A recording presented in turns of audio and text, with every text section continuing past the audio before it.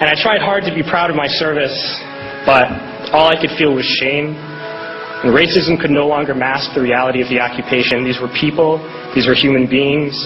I've since been plagued by guilt anytime I see an elderly man, like the one who couldn't walk, who we rolled onto a stretcher and told the Iraqi police to take him away. I feel guilt anytime I see a mother with her children, like the one who cried hysterically and screamed that we are worse than Saddam as we forced her from her home. I feel guilt anytime I see a young girl, like the one I grabbed by the arm and dragged into the street.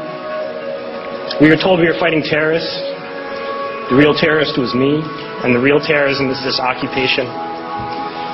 Racism within the military has long been an important tool to justify the destruction and occupation of another country. It has long been used to justify the killing, subjugation, and torture of another people. Racism is a vital weapon employed by this government. It is a more important weapon than a rifle, a tank, a bomber, or a battleship. It is more destructive than an artillery shell, or a bunker buster, or a Tomahawk missile. While all those weapons are created and owned by this government, they are harmless without people willing to use them. Those who send us to war do not have to pull a trigger or lob a mortar round. They do not have to fight the war, they merely have to sell the war. They need a public who is willing to send their soldiers into harm's way. They need soldiers who are willing to kill and be killed without question. They can spend millions on a single bomb, but that bomb only becomes a weapon when the ranks in the military are willing to follow orders to use it. They can send every last soldier anywhere on earth, but there will only be a war if soldiers are willing to fight. And the ruling class, the billionaires who profit from human suffering, care only about expanding their wealth, controlling the world economy.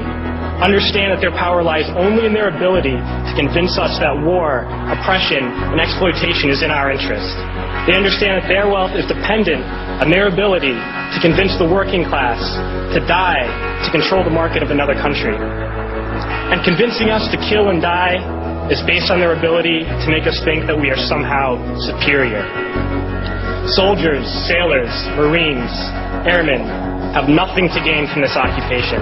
The vast majority of people living in the U.S. have nothing to gain from this occupation. In fact, not only do we have nothing to gain, but we suffer more because of it. We lose limbs, endure trauma, and give our lives. Our families have to watch flag-draped coffins lowered into the earth.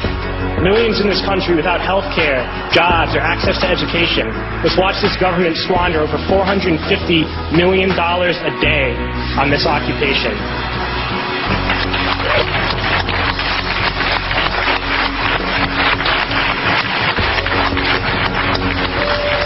Poor and working people in this country are sent to kill poor and working people in another country to make the rich richer.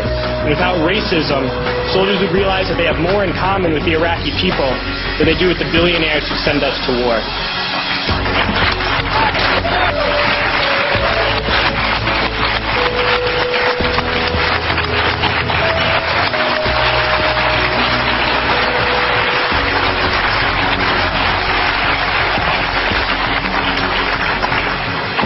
I threw families onto the street in Iraq, only to come home and find families thrown onto the street in this country, in this tragic and unnecessary foreclosure crisis.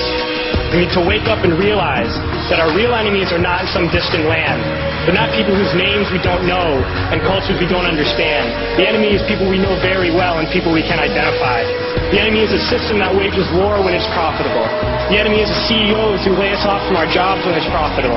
It's the insurance companies who deny us health care when it's profitable. It's the banks who take away our homes when it's profitable.